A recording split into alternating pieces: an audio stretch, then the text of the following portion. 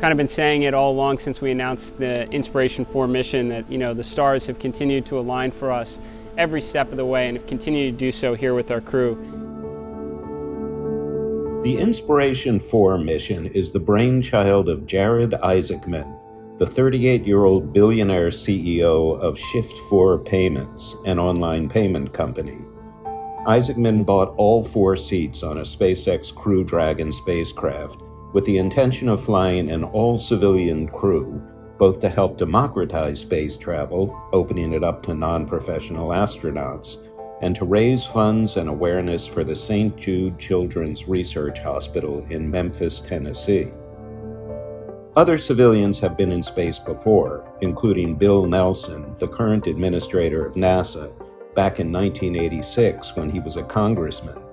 But the handful of other civilians who have flown have always taken off as part of a crew made up of professional astronauts. Both Jeff Bezos and Richard Branson flew brief hops to suborbital space in July of this year without astronauts, but Inspiration4 is a much more ambitious orbital mission, the first with an entirely non-professional astronaut crew. Inspiration4 will be aloft for 3 days, flying at an altitude of 365 miles, higher than the Hubble Space Telescope flies. The crew will be aboard a SpaceX Crew Dragon spacecraft and will be launched atop a SpaceX Falcon 9 rocket. The mission will be run out of SpaceX's own mission control in Hawthorne, California. Isaacman will be commanding the mission and will be joined by 3 other crew members chosen in 3 different ways. Haley Arsenault, 29, is a survivor of childhood cancer and a physician assistant at St. Jude.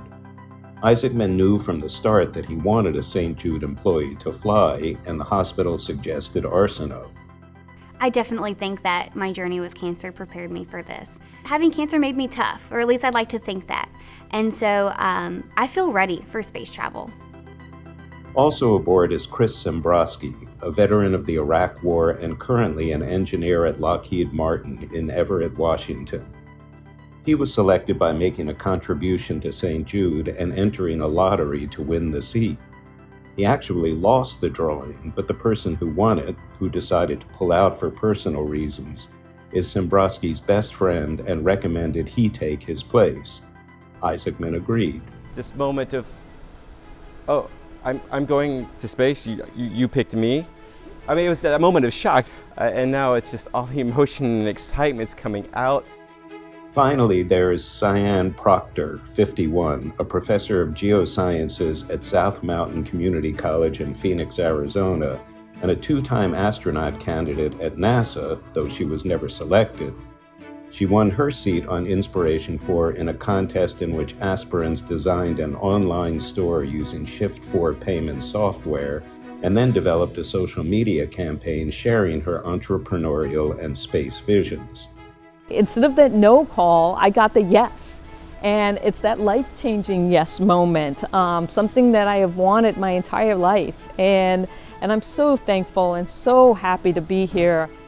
The crew is currently in training up to 60 hours per week, spending their time in simulators and classrooms, as well as deep in briefing books and technical manuals.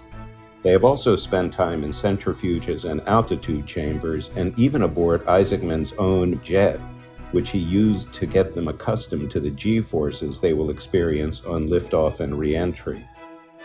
The crew is set to launch on September 15th and will be aloft for 3 days, running science experiments, communicating with Earth to promote the St. Jude cause and the mission of civilian space travel, and, not least of all, flying their Crew Dragon spacecraft. Mealtime will consist of pre-packaged space food, not always the most appetizing fare, and with no sleep pods like the space station has, the crew will bunk down in their assigned seats in the spacecraft. The days will be filled with the scheduled experiments and communications, and though the Dragon is an automated ship, it is sure to need some human intervention from time to time.